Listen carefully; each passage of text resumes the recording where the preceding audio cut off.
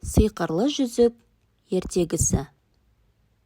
Бір кедей күні бойы жұмыс істеп, қатты шаршайды. Бір арша ағашын әрең кесіп жерге құлатқанда, жоғарғы жағынан 2 жұмыртқа домалап түседі де жарылып қалады.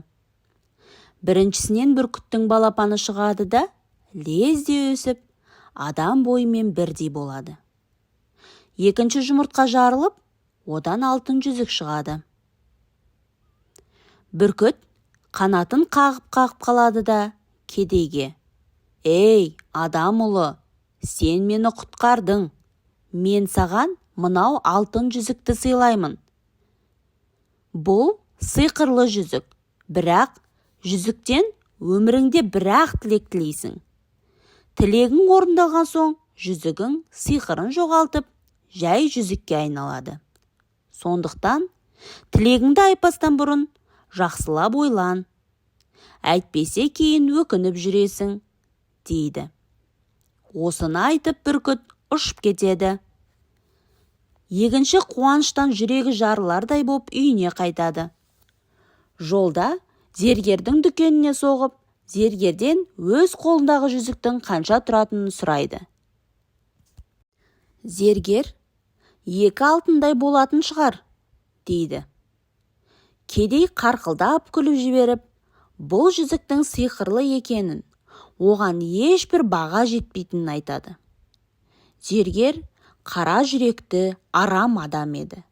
Ол кедейді қояр да қоймай қонаққа шақырады.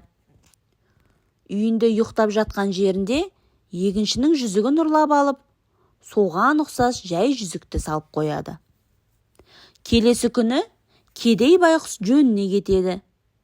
Зергер есік терезесін мықтап бекітіп алып, 100 000 алтыным болса, деуі мұң екен, үстіне алтындар жауа бастайды. Зергер жанталасып арлы-берлі қаша бастайды, бірақ есікті аша алмайды. Дүние қоңыз зергер алтынға көміліп өледі. Алтындарын көршілері бөлісіп алады. Дүние қоңыз зергер алтынға көміліп өледі. Алтындарын көршілері бөлісіп алады.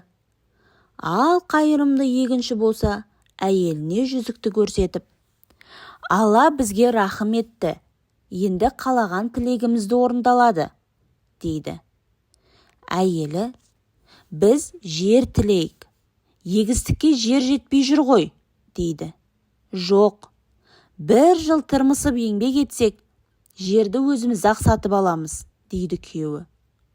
Сол жылы өнімдері мол болып, жер сатып алады. Екіншінің әйелі: «Енді жүзіктен ат пен сиыр тілейік», дейді. «Соны да жүзіктен сұраймыз ба? Тағы 1 жыл ерінбей еңбектенсек, оған да қол жеткіземіз», дейді кедей. Келесі жылы ат пен сиыр сатып алады. Әйелі тағы да: «Бұрын сен Алла тағалаға жалбарынып тілек етуші едің. Алла тілегіңді берді. Қазір патша боламын, зәулім сарайда тұрамын десең де, бәрі қолыңда. Шаршап шалдығып жүргенше, рахатқа батып тыныш отырмайсың ба?» дейді.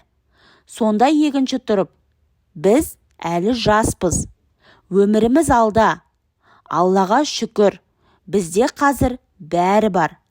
Жүзіктен бір тілек сұрасақ, сиқырын жоғалтады. Алдымызда қиын жағдайлар тап болмайтынына кім куә? Бізді қандай сынақтар күтіп тұрғанын қайдан білеміз?» дейді. Ерлі-зайыптылардың арасындағы келіспеушілік осымен бітеді. Кедейдің қоймалары жыл сайын астыққа толып, бақытты да бақуатты отбасының біріне айналады. Жылдар зулап өтіп жатады. Адал еңбекпен өмір сүрген егінші де өмірден өтеді. Жерлейтін кезде немерелерінің бірі қолындағы жүзікті шешіп алмақшы болады. Екінші оған қарсы болып: «Атамыз өмір бойы бұл жүзікті қатты қадірледі. Өзі үшін аса қымбат ескерткіш болса керек. Өзімен бірге кеткені дұрыс болар», дейді. Осылай үйге бақыт пен байлық әкелген жай жүзік егіншімен бірге көміледі.